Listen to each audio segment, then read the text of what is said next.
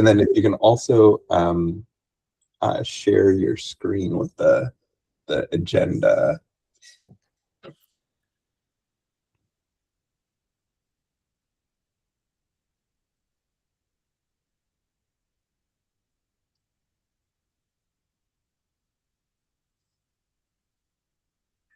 We'll give folks one more minute. We'll start at 5:32.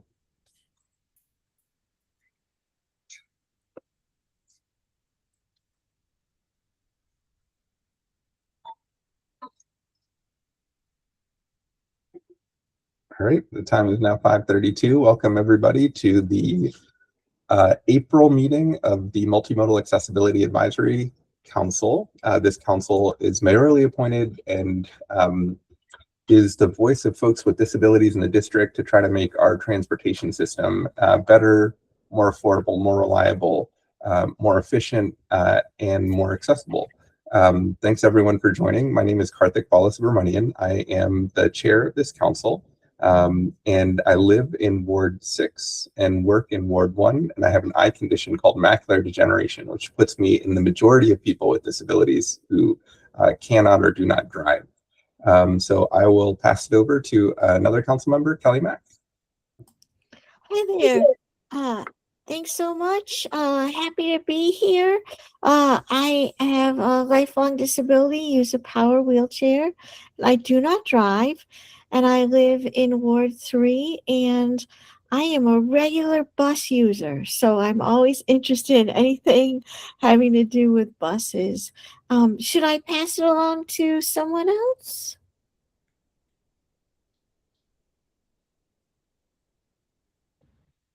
Yes, please. Yeah, I think Ashton. Okay, great. Go for it, Ashton.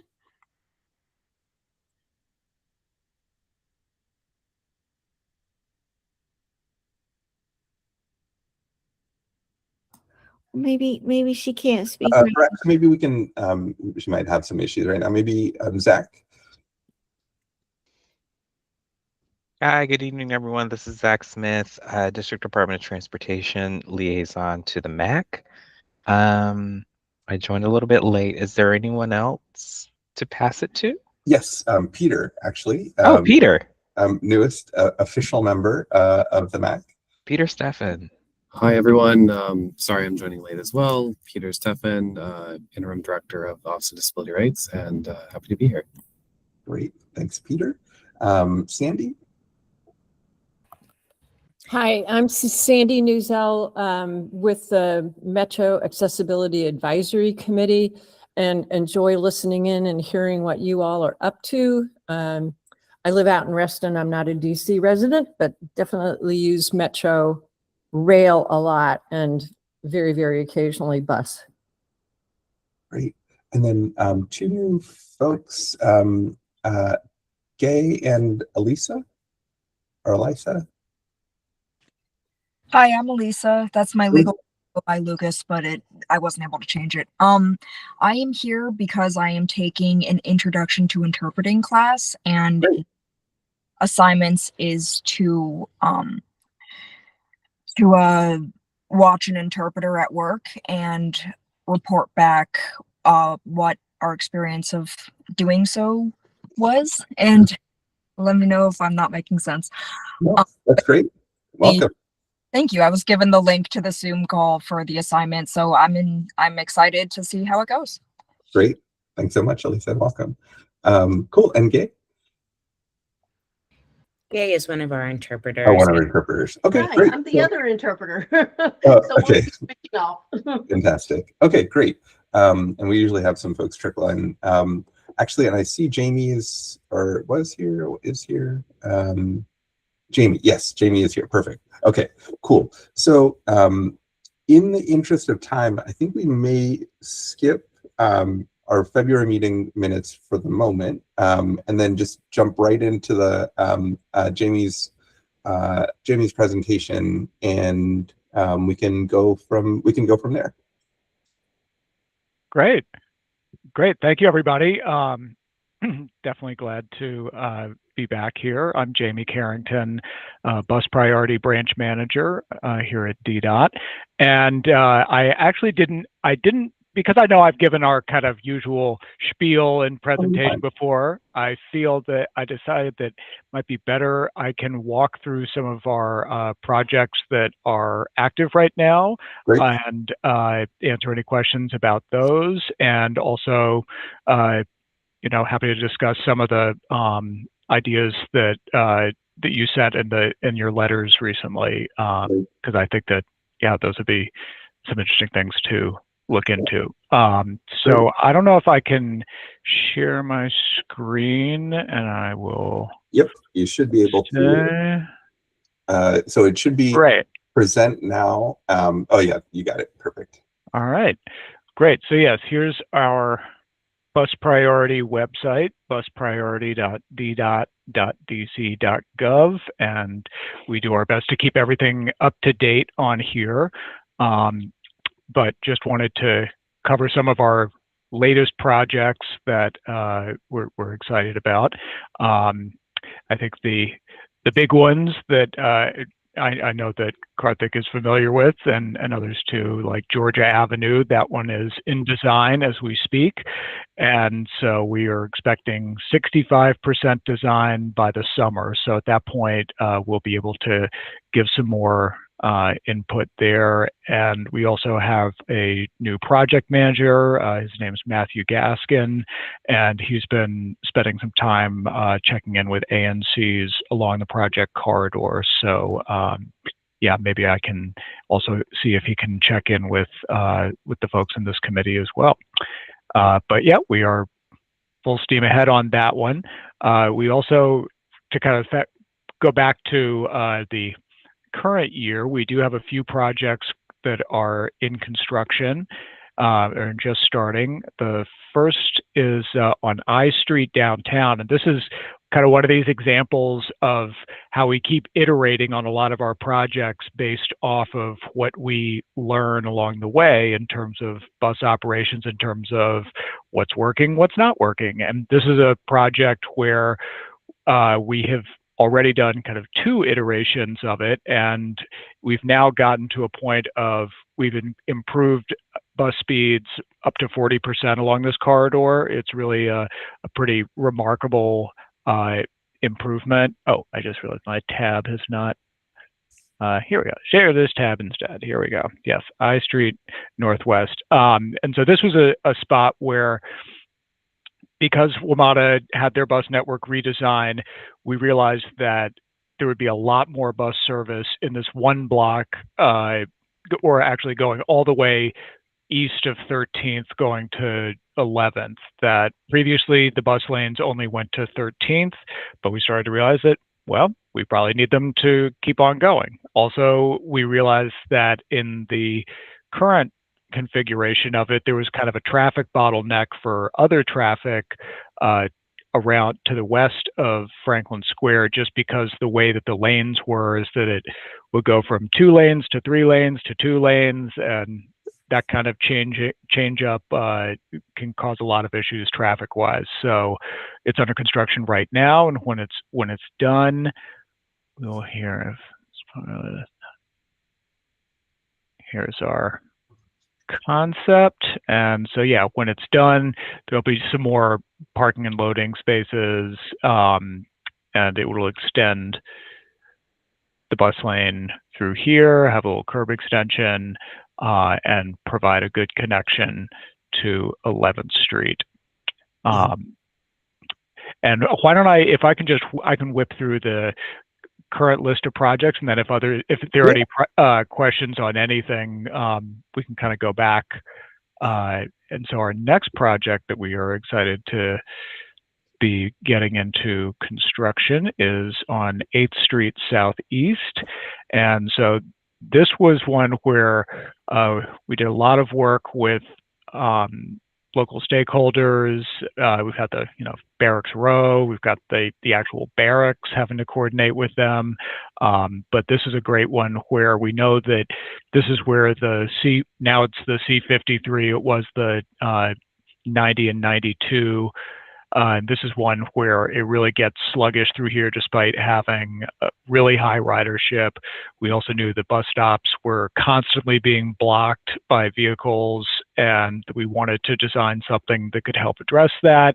We also had to be conscious of the fire department, the fire station here, which needs to be able to get in and out as quickly as possible. So a few little quirks there, but this is one where we're going to be doing a lot of great stop accessibility improvements to bring those bus bulbs out so that the bus can actually stop at the curb instead of kind of half bending into it and forcing people to make the pretty difficult trek across the asphalt.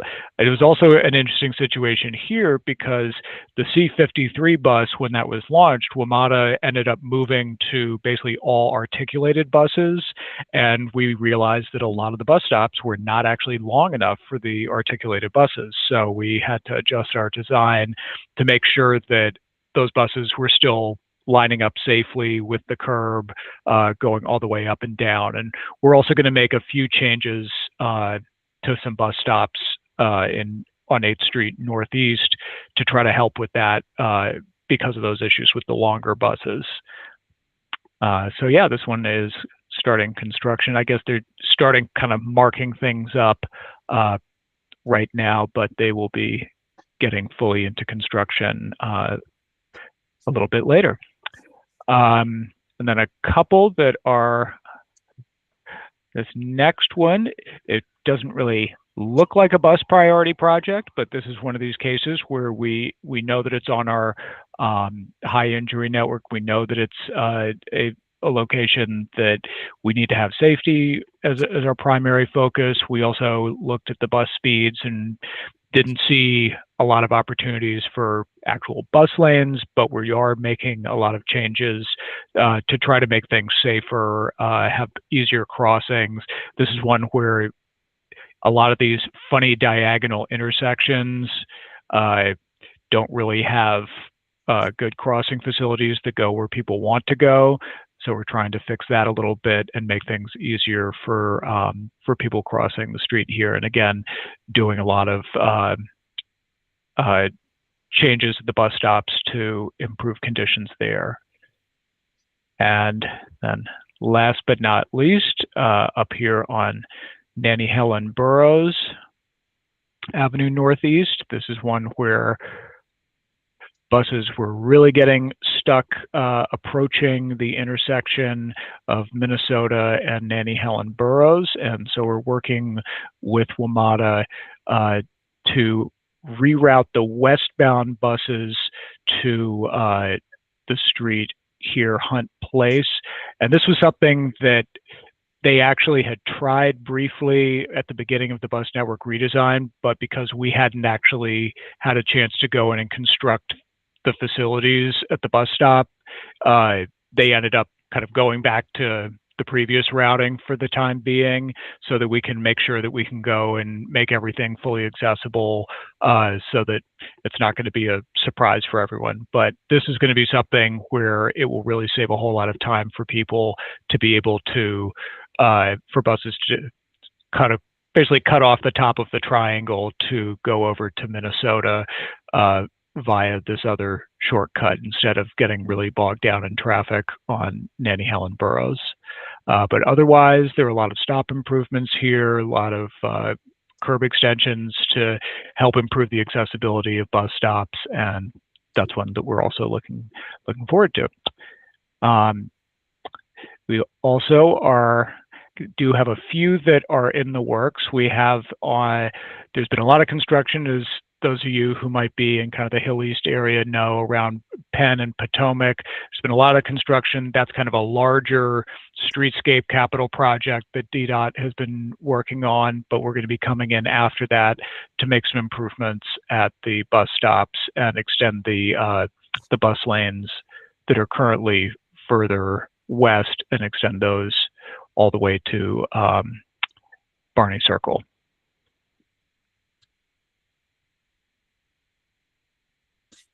And I guess that is really it. I mean, other ones that we have in the works, we do have U Street that is also in design. But but I think that's all that I can really get into right now. We'll have a few more things that maybe I can report at the next meeting. Cool, cool. Yeah, so a few things, and then actually maybe I'll defer to Kelly first. If Kelly, if you've got any questions. No questions here. Thanks so much. Cool. Yeah, so the first thing that I'll say, as always, is thanks for the hard work. We're always super excited to see stuff moving. And also want to comment on, like we're starting to see intersecting bus lanes now, which is great. So that is like, whether it's 8th and Penn, 11th and I, like this is like, it's like kind of another like metro map almost. And I'm really excited to see that stuff happening. So a couple things. So one, on the map with the bus priority projects, we make some distinction between 24/7 bus lanes and bus lanes that only operate some of the time. That's a good idea. Yeah, I can work on that with our team member who does the website. Yeah, it's always that balance of trying to get as much information as we can while not overwhelming. But I think we should be able to at least show that distinction between 24-hour and part-time. Cool. Thank you.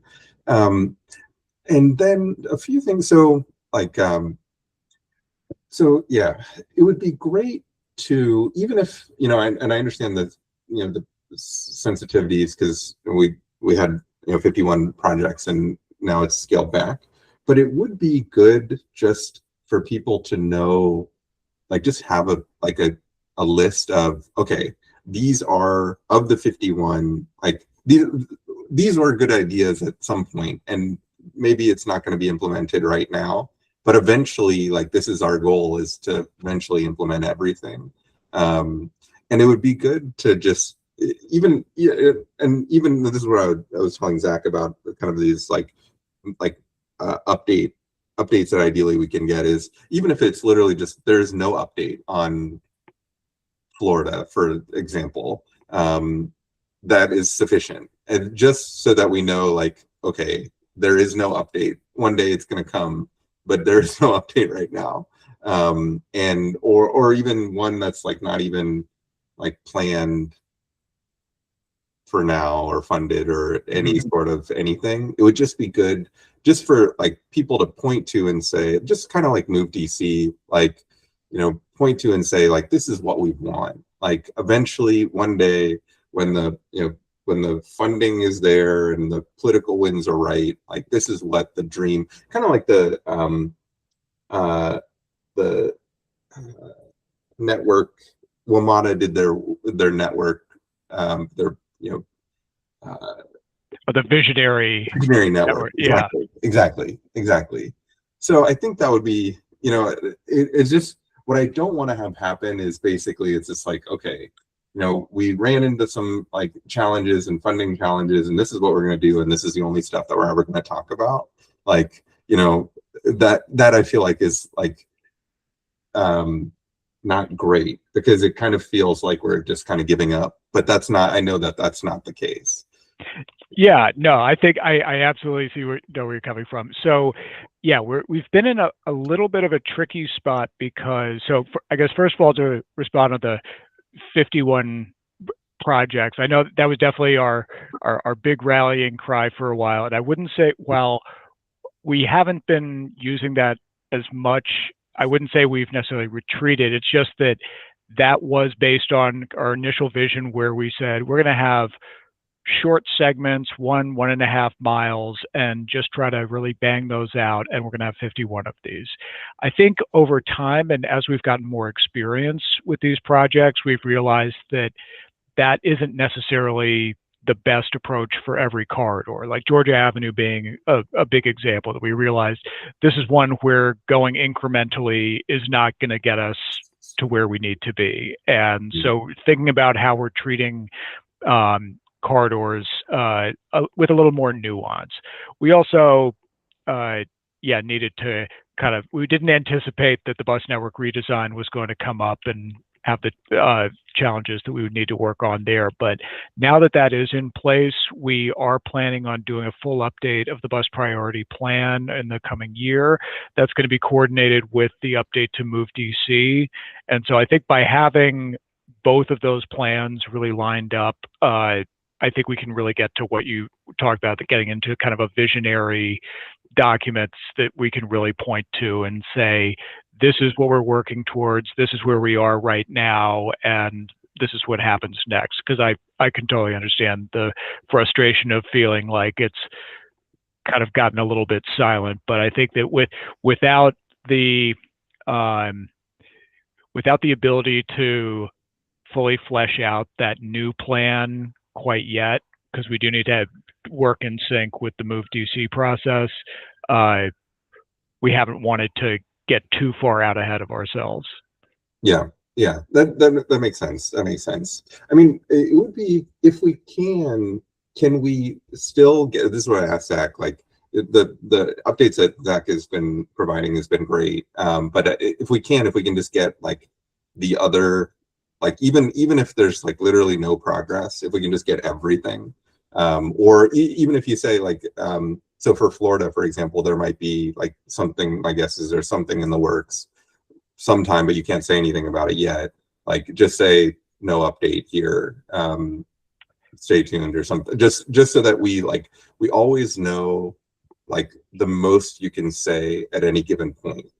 Yeah, absolutely. And I will say that my team does try to keep our website up to date, so that I think you can have a high confidence that if something is on the website, that it is basically, yeah, like you said, as much as we can report there.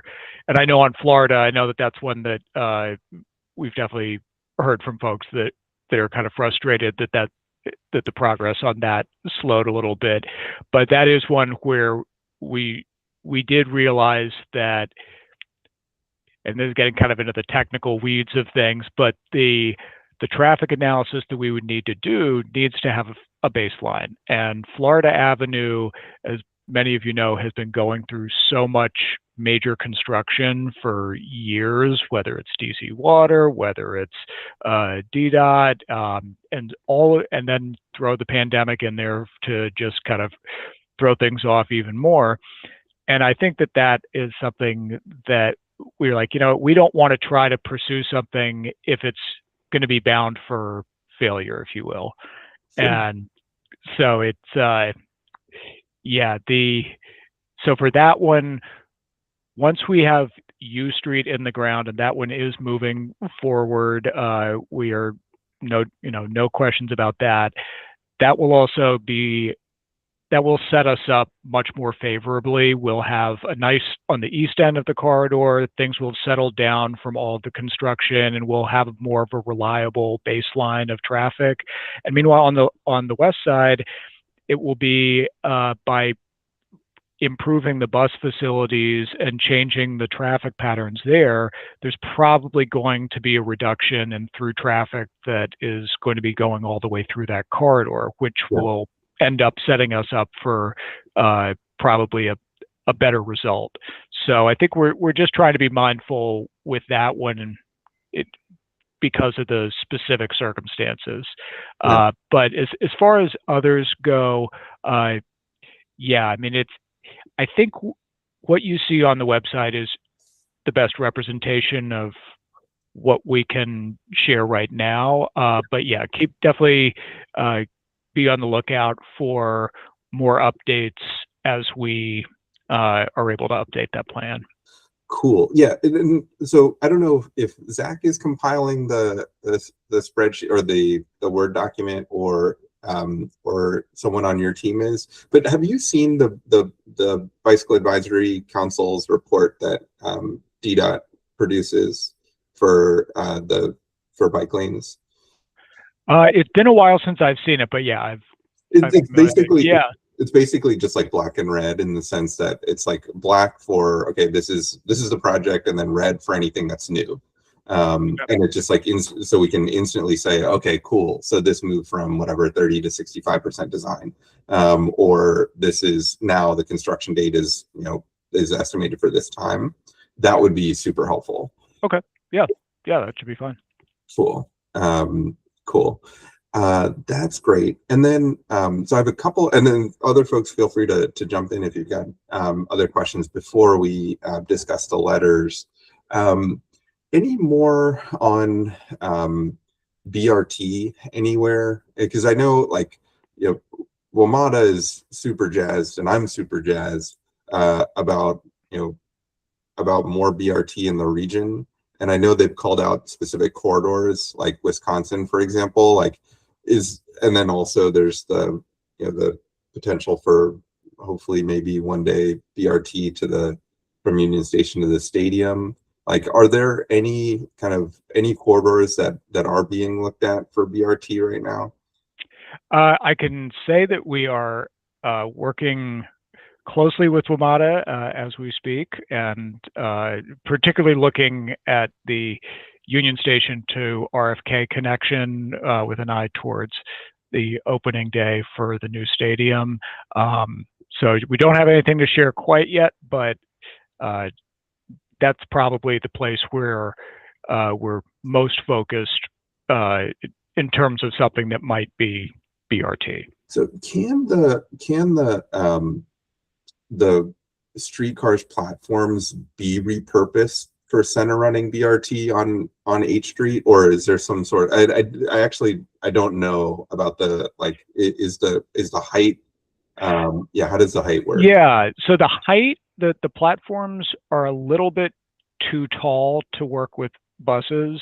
Yeah, but in theory, you could lower them down to the proper height, and as long as it would require. There are BRT lines out there that use buses that have doors on both sides, yeah. which would have its own complications that WMATA would need to consider. But yeah, that's something that is possible. Cool.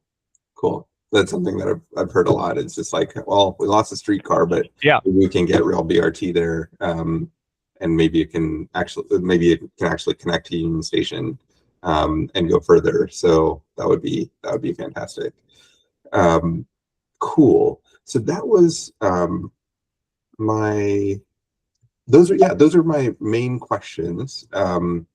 Before we jump into the letters, any folks, public or Kelly or otherwise, anybody else kind of have any questions? Go for it. Go for it, Ashton. Sorry, I didn't get a chance to say hello in the beginning. I've been having some phone issues. Thank you for the presentation and for all the terrific work that the bus priority team does. I apologize if you covered this somewhere while my phone was being funky, but two questions, I guess. I want to echo some of what Karthik said, in that it's, certainly disappointing to, have the 51 reaching for, but seeing in reality it's much more scaled back. And so I'm curious, what kind of resources can folks in this space hoping to support your work ask for when it comes to budget season and that sort of thing? Just because I think when Director Kirschbaum had been asked before, does DDOT need anything else, she said no. But ideally there would be a lot more support for the work that your team does so that you can realize this. And then my second question is, I know that there are these before-after evaluations that DDOT is doing, and I was just looking at the webpage, and it seems like there's one that's focused on a bus priority network or corridor, but the rest of them seem to be the two-way cycle tracks. And maybe there are some where it's like overlap, but I'm curious. And again, apologies if you already talked about this. If you did, just say, go through the slides or go look at the notes. But I'm curious to what extent your team hopes to, or maybe it's not your team, but a different team, highlight more of the benefits of the bus priority projects so that there can be more kind of data-driven analysis and support for the work that your team does. Yeah, no, thank you. And thank you for checking out those reports. So the team that does those is actually the team that is responsible. While my team handles the planning and the community engagement and kind of environmental process, and kind of keeps an eye on things going all the way through. There is a separate team that oversees the design, engineering, and construction. And so that team is building up this before and after program for all different project types. And they that's something that we didn't have in place in terms of the methodology at the beginning of our program, but now that it's really getting established, it's fantastic because it means that we can start to tell the story in a way that is comprehensive, not just about transit, but also about the safety benefits that come out of a lot of these projects. So that is one where there are, because it does have specific methodologies associated with it, we do need to wait a little bit after a project is completed before they're able to do a full evaluation. But yeah, our projects are now fully baked into that process. So anything that you would have for a safety project or a bike project, they'd be doing a similar thing for bus priority. But I will say that also some of our projects on the individual project websites, or if you go to the completed project section of the bus priority website, we do have some kind of standalone evaluations that don't follow that same methodology because they predate it. But those are also things that can give folks a sense of what's working and what can be improved. Thank you. And about And my, actually, sorry, and then just no, continue. Just circling back on the first question, if there are any like advocacy apps that you think would be particularly helpful to get you all the resources that you need to really, Well, thank you. Yeah, no, I mean, thank you for your support. And I think, I know that, we appreciate all the support we get, whether it's just if there's a project in your neighborhood, talking to been involved in the process with us, and if there are things that are good, letting your neighbors know. If there are things that we need to be improving, letting us know. And obviously, if you happen to be best buddies with any powerful politicians, that's always helpful too. But I think not, although I wish I were. But I think that for I don't know if I could point you directly to a specific action, but we definitely appreciate all the continued involvement that the committee has for through the budget process and the oversight hearings and whatnot. Thanks. And actually, to piggyback off of Ashton, kind of about telling the story. So there are some videos. So I remember seeing, I think it was Van Ness in San Francisco, where they just interviewed riders, and like people are just like absolutely thrilled at how much faster they were going. If we don't have that story yet, but if we can, that would be really cool. I just remember like it was a great, really well produced video, and yeah, you just had people saying like, oh, like I can get on the bus and I'm zooming past all the cars stuck in traffic, and it was a really like a great selling point for bus lanes.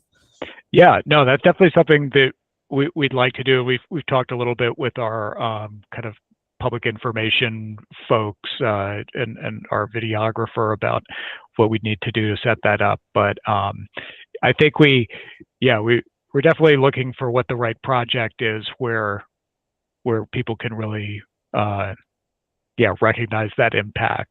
But that'd be a fun thing to do. Yeah, and then also just another kind of fun while I'm thinking about kind of fun graphical things, and before we turn to the first fun graphical thing that I want to talk about on the letter, is maybe some sort of like metro-like map of our major bus lines, just, and and showing like, hey, we're, this is a major line and we're making it faster with this project. And that'd be something fun that that if someone was interested in. Anyway, just to throw that out there. But yeah, so maybe shifting over to our kind of first letter on horizontal wayfinding. Basically, kind of the reason I started thinking about this, so I saw this in Barcelona and I was just kind of blown away about like, hey, this is so obvious. Like, there is this asset that we have that's moving around and can actually help people. A ton of folks just have never ridden the bus before. And I think that's one reason that like that there's not more advocacy for buses, is they don't realize like how good this, like, it's a walking accelerator. Like if you're going 10 blocks, I can just hop, and there's a bus coming, you just hop on the bus and hop off. And I think part of that is just people don't know like where the bus goes and and it's just a foreign thing. They know exactly where, like the metro, they use the metro and they know how to use it, and there's a very clean map, but they just, the bus has always been a kind of foreign entity. So anyway, I mean, that's where this idea of the of horizontal wayfinding pilot comes from. And actually, for the benefit of folks who are on the call but haven't seen it, maybe Nao, could you share that particular letter? Sure thing. And just which one again? The horizontal wayfinding pilot.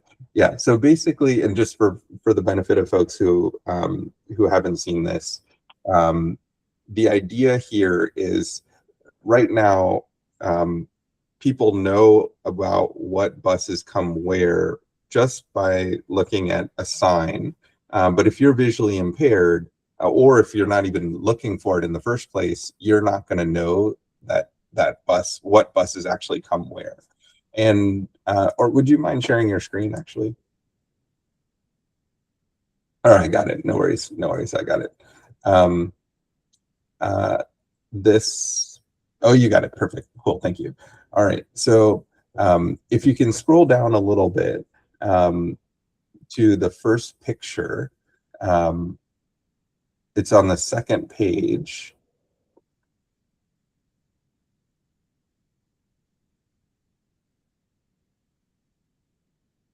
No worries. Let's see if I'll do it. I got it. Here we go.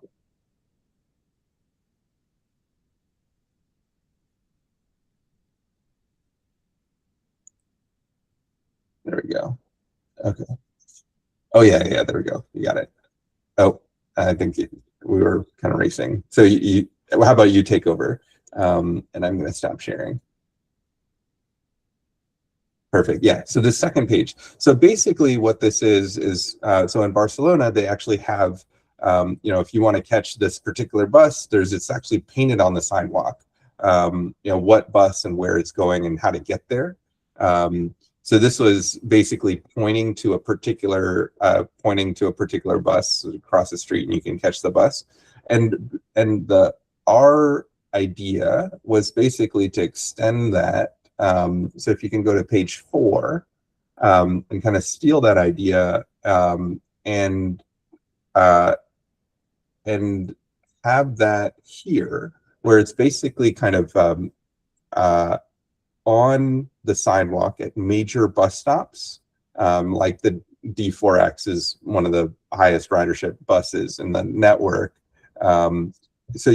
So anyone walking on the street would know immediately, oh, wow, I can get to Silver Spring if I take this bus. And it's also, if you know where Silver Spring is, it's north. And it turns out that this particular bus goes straight up Georgia Avenue.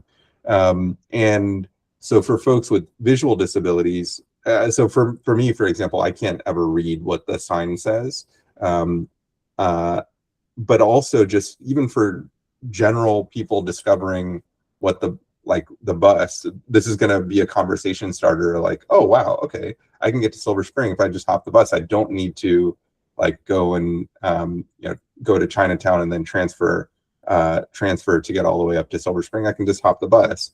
And Yeah, so there are obviously some it's not as easy as just like painting a sidewalk. There's a whole process that one would need to go through to get this done. But the idea is, well, maybe if we try this in kind of 1, 2, 3, 4, or 5 places, and just see how people respond to it in a kind of limited, small way, and just see if it works. It could be kind of a neat thing for people, both for people with visual disabilities and just for general bus discovery. So yeah, we wanted to, this is obviously way less important than any bus lanes and the kind of the actual getting buses to move faster. But we thought, this might be something that we could share with, an idea that we could share with you and just get your thoughts.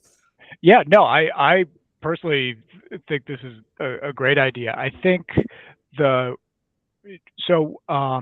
DMV moves process, which I know that a lot of people have thought of as like, oh yeah, it's mainly focused on funding Metro, but it has also been working on trying to lay out some different initiatives for just improving the transit experience regionally. And they have a whole part of that which is focused on the bus stop and figuring out better ways to manage bus stops, and that includes the signage. And I was at a meeting a while ago where they were showing some mock-ups of the actual flag, so more vertical.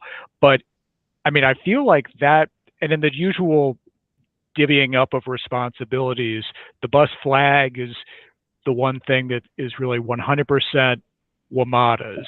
And I feel like this is something that also, because we would want it to be regionally coherent for people traveling around the region, that might be the best opportunity to pursue this if it's done in a way that graphically is aligned with the Metro graphical language that they're already developing for kind of the next generation bus stop flag.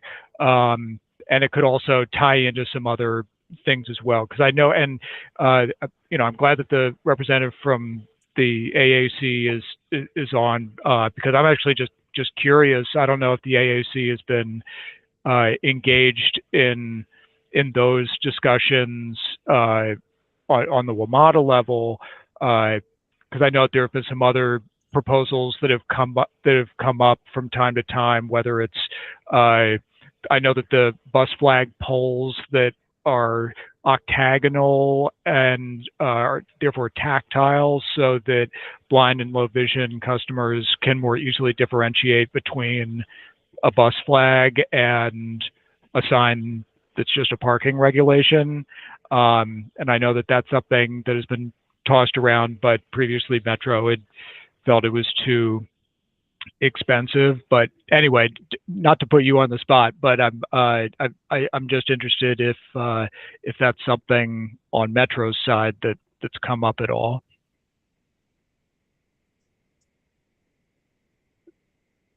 Sandy, any thoughts? No worries if it kind of caught you off guard. Yeah, again, did not mean to put you on the spot.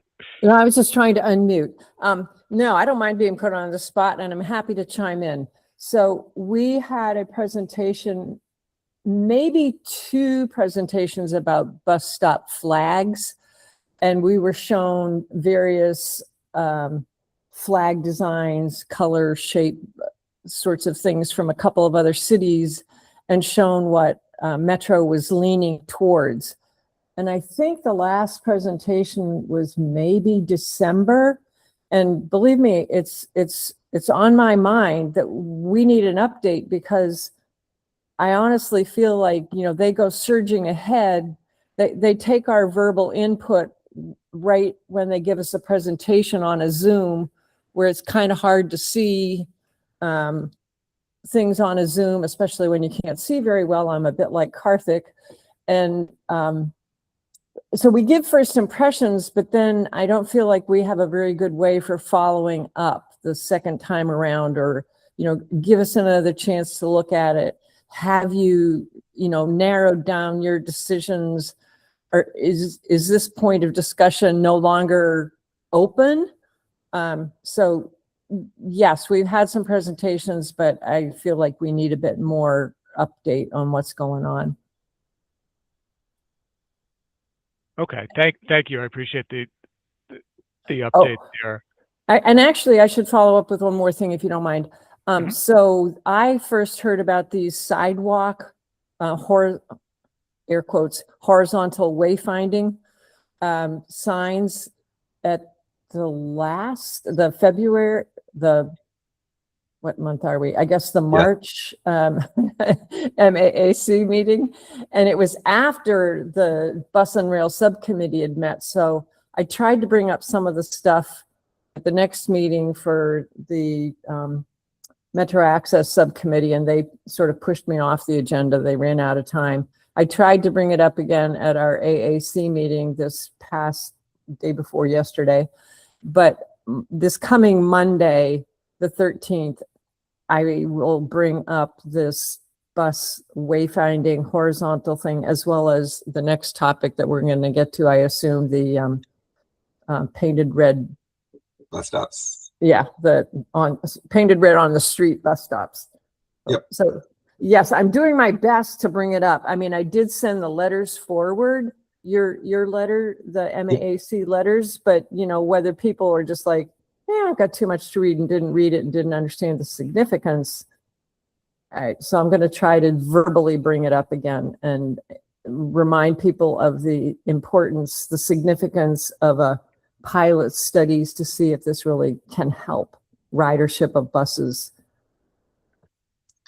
I think it would generally be cool. Like if there was some, like, you know, for example, if we're waiting on a traffic analysis and like there were some spare cycles somewhere, just to even if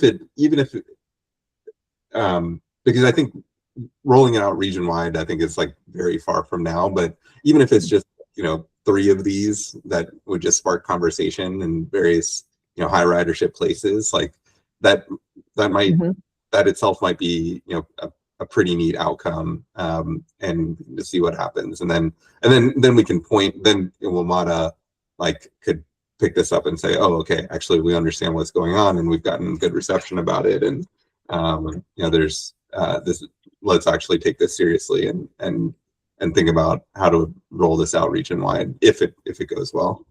So if the pilot study can you know, implement a few of them at high ridership stops, how do you anticipate getting feedback? Just randomly people might comment about it, or will you stand at a bus stop and say, hey, did you notice this? Does this help? Yeah, it could be something. It could be something like that. You know, there's probably going to be some, I'm sure there would be some comments on, you know, the various social media accounts that DDOT has about, and WMATA has, and yeah, just, and then, you know, there could be something more structured too, like people kind of going and doing some surveys about how it's received and whether they like it or not.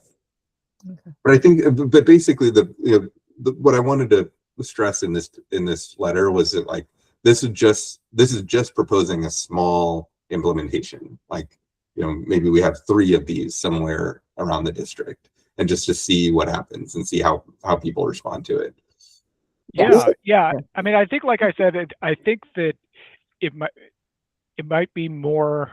I can see a better path to getting there through the WMATA initiative that's happening now. And I actually realized that I have a meeting next week with the team that I think is involved in this sort of thing at WMATA. So I'm going to bring this up with them to just see if this is something that is on their radar. And I'll mention that it's something that that you all have raised as something you're interested in, and just, yeah, to see if that's something that they'd be interested in as well. It also just seems like, yeah, if it's about the bus route names and kind of the branding and graphic identity associated with the bus itself, that is more of the Metro thing than DDOT's thing. But, you know, I can definitely see either way. Cool. Yeah, and the thought was just sending it to D.2 is it's like, you know, we control the sidewalks already, Yeah. and like, and it's also just like, hey, like it's kind of advertising that there's this option, and I really think it's like this is one way to just like make it clear to people. It's like, hey, this is something new, this is neat, and like and we are making big strides on bus lanes around the district, and it is a great way to get around. Try it out. Like, yeah, that was the thought. The other one is actually much more significant, I think. Naya, would you mind putting up the second letter? Because this is something that I think, I mean, everyone that we talk to, like, you know, we talked to Jonathan Rogers at 4 Howard Vehicles, and like, it's just curb access and buses is such a problem, especially for folks who ride wheelchairs. It's like literally, it's not. I've seen this multiple times now, where like people can't get on the bus because the bus can't access the curb, and that's ridiculous. And yes, Mayo, would you mind putting up the second letter?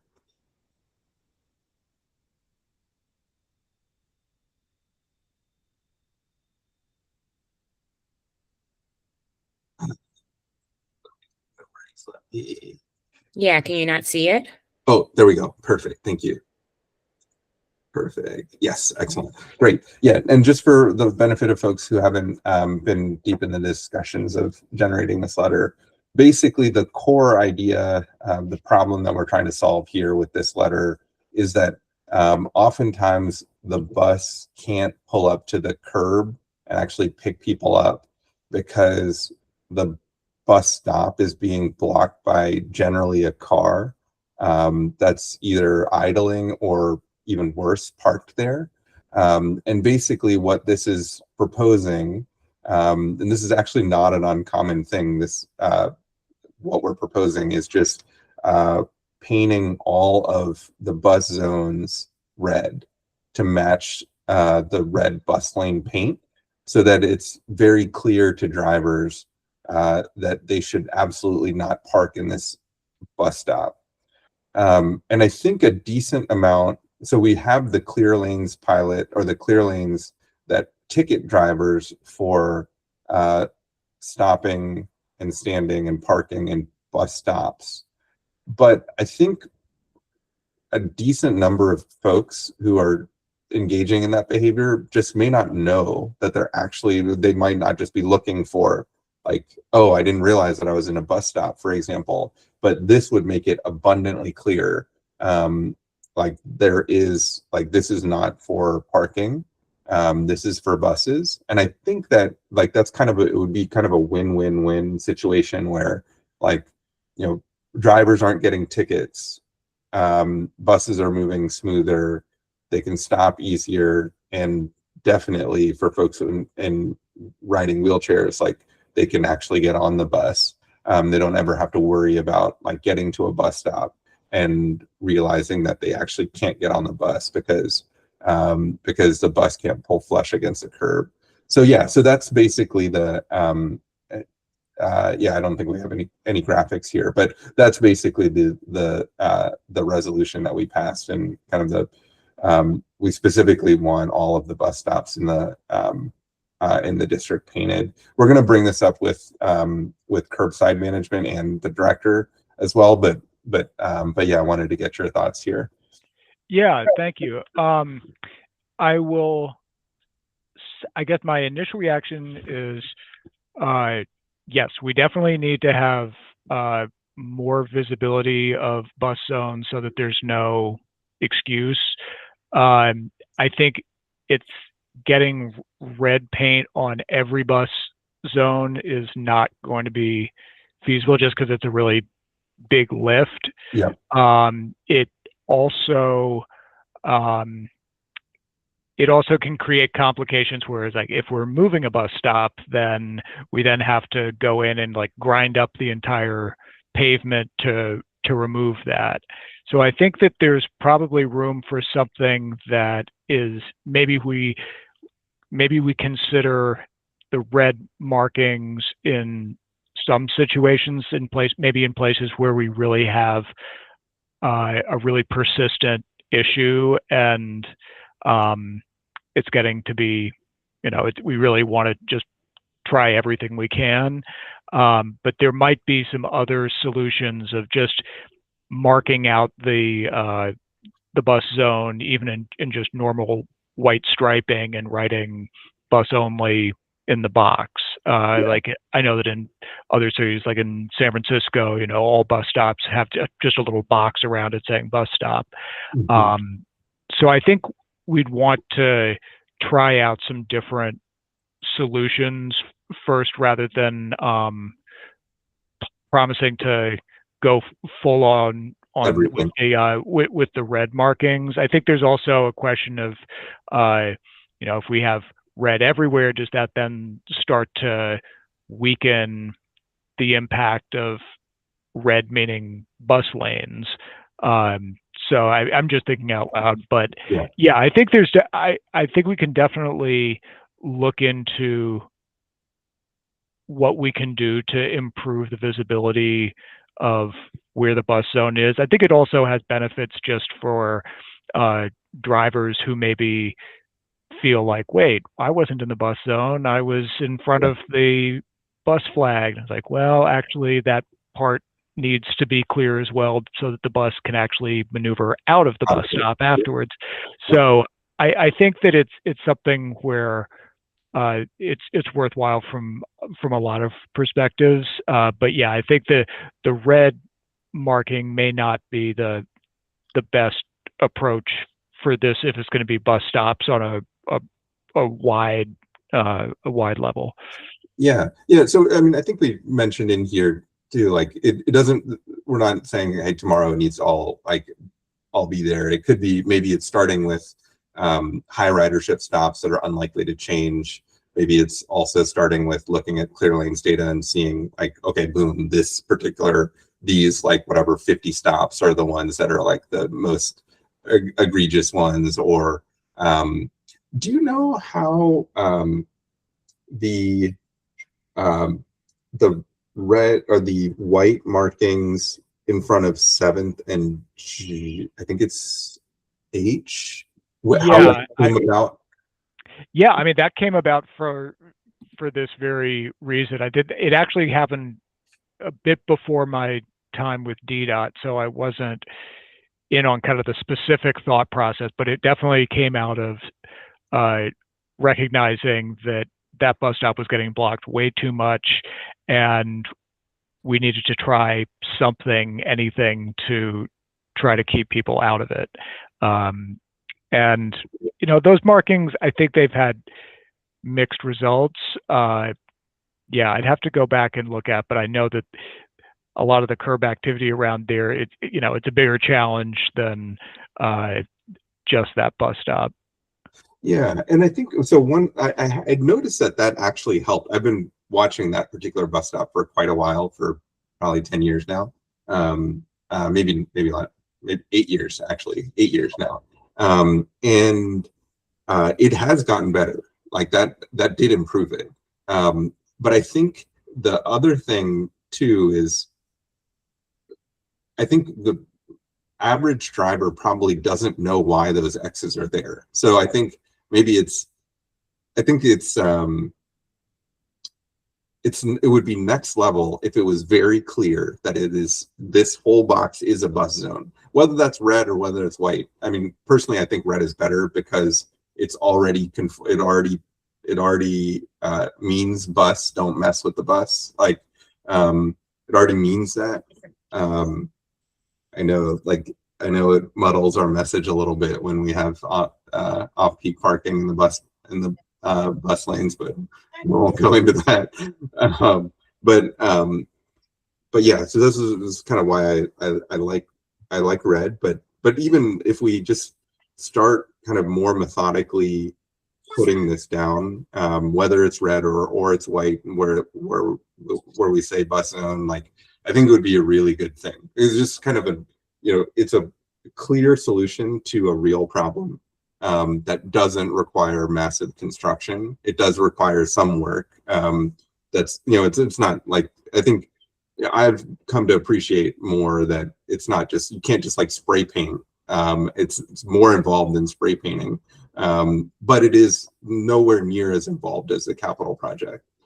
So yeah, it's just something that we really wanted to bring up. We'll bring this up with the director and also curbside, but yeah, wanted to also bring that up with you. Yeah, sure. Yeah, I think that we can definitely look into it for some specific locations. But yeah, I think it would be tricky to do it beyond there. But overall, I think we do have room to improve compliance. And also just kind of getting into a habit of like, or kind of getting some sort of standard design, even within DDOT, of just a bus stop that's like having this type of problem. This is what we do, rather than like kind of ad hoc, like trying to solve the problem for each place every time. Yeah, absolutely. That definitely makes sense. Cool. Great. Anything else for Jamie? Any other questions from folks on the council or otherwise? Great. Well, as always, we really appreciate your time and your hard work. We're big fans of everything that y'all do, and please keep us posted if you need anything, and if we could ever be of assistance. We want to see you guys succeed. Great. Well, thank you for all your support, and yeah, reach out anytime. We definitely want to keep working with you. Cool. All right. Thanks, Jamie. All right. Thanks. Okay, cool. So then now on to our kind of regularly scheduled business. Can you flip back to the agenda now?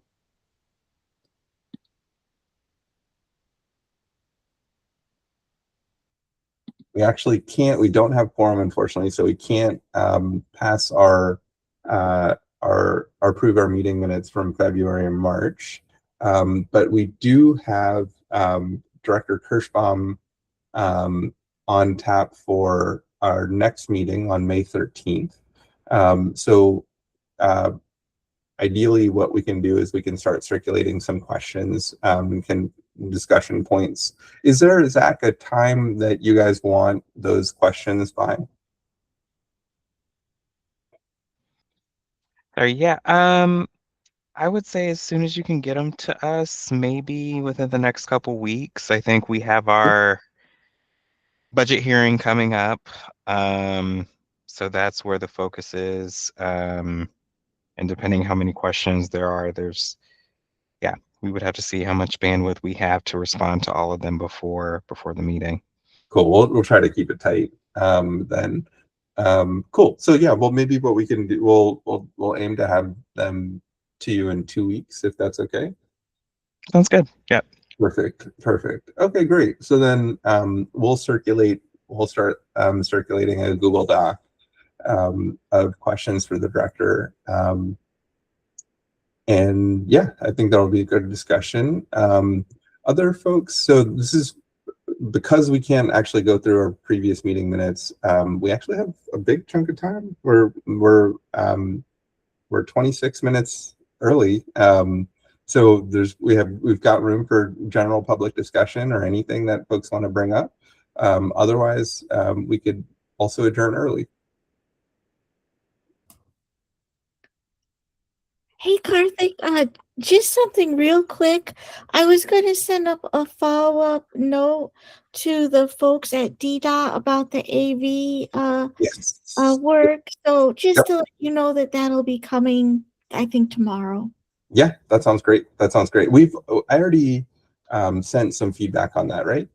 Yeah. And I think we got referred to the new contacts, and you said, looking forward to working with you. And it's been about 2 weeks, so I thought I would just ping them again as a reminder. Sounds great.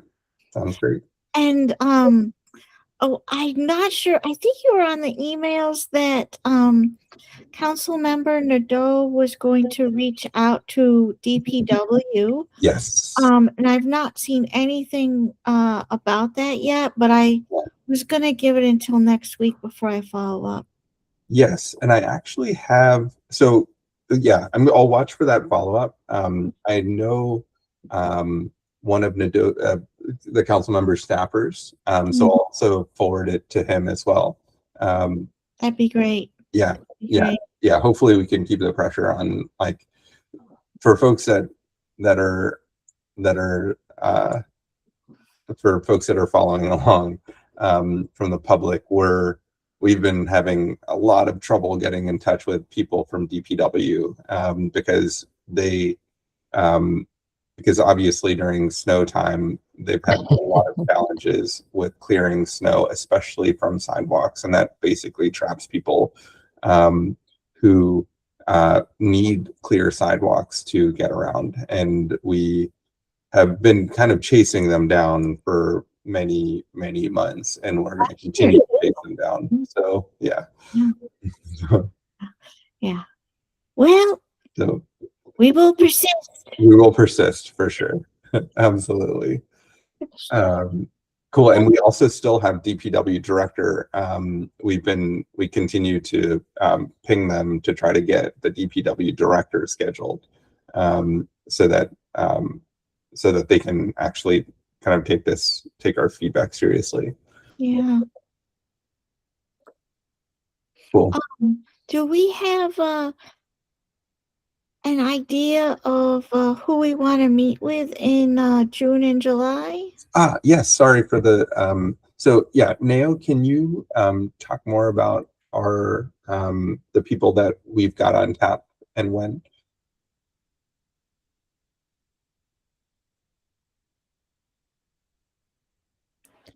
Sure thing. Sorry, it's just managing a lot of different tabs. Yes, so for our upcoming meetings, as you stated, May we have Director Kirschbaum, and for June, we don't have anyone listed yet, as well as our July meeting. However, we have reached out.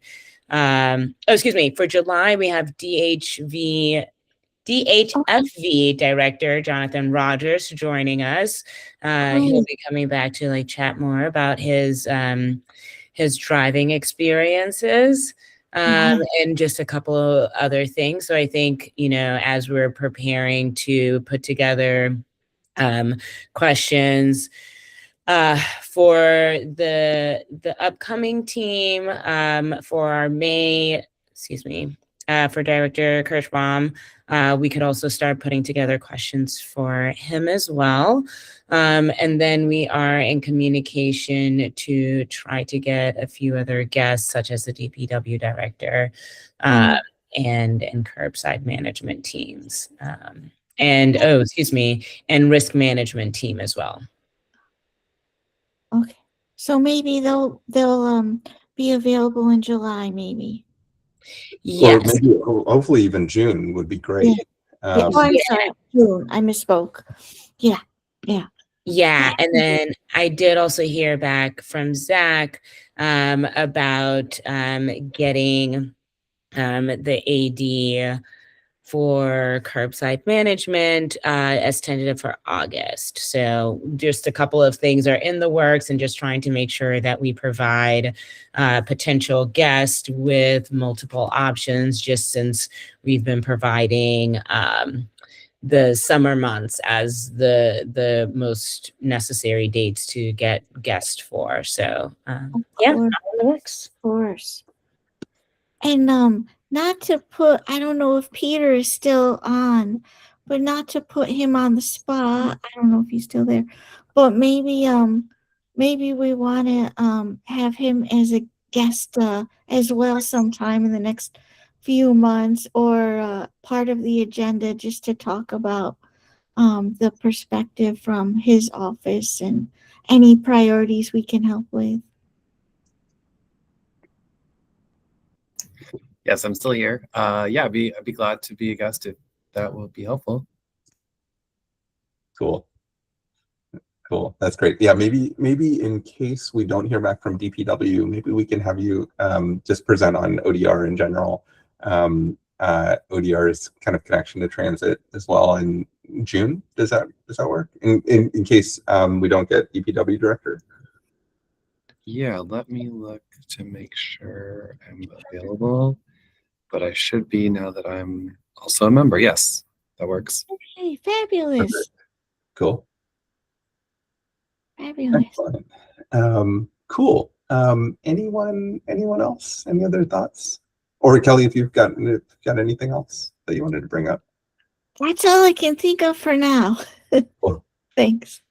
Cool. All right. Oh, Well, hey, this is Zach. Sorry. Yeah. Before we adjourn, I just want to say, especially for Director Kirschbaum, I know the budget's going to be a big topic, and I don't believe it's been passed to council yet. So I know she'll want to take some time to explain that to folks right after the testimony. Just want to put that out there. cool. The only thing that I just want to make sure is that we can actually have a real discussion rather than just her presenting. So yeah, maybe we can kind of limit like her presentation to like 15 minutes or something, and then we have another 15 to 30 minutes to talk. Sounds good. Cool. Okay, perfect. This is Oh, go for it. Go for it, Sandy. okay. So I want to bring one thing from Metro. The Metro board approved this, the budget issues and all that. The Metro Access rides for years have had a cap on the price, and for the past few years and also into the 2027 fiscal year, the cap will be $4.50. For the past several years, Abilities rides have been free because it was a pilot project, quote unquote. And now with the FY27 starting July 1st, Abilities rides will be charged an administrative fee of $3 per completed ride. So that was brought to the Accessibility Advisory Committee just, I don't know, a week ago. It was very short notice, and then it was taken to the board by Metro staff, and the board approved that. And the reasoning for the $3 administrative fee was that the average cost of a Metro Access ride is a little over $3. So they thought that $3 as an administrative fee was reasonable, and it'll be a flat fee no matter how long your Abilities ride is, what the distance is. But just heads up if you hadn't seen that in the news, if you're wondering sort of the background story on it. No, appreciate that. Thank you, Sandy. Yeah, thanks for the heads up.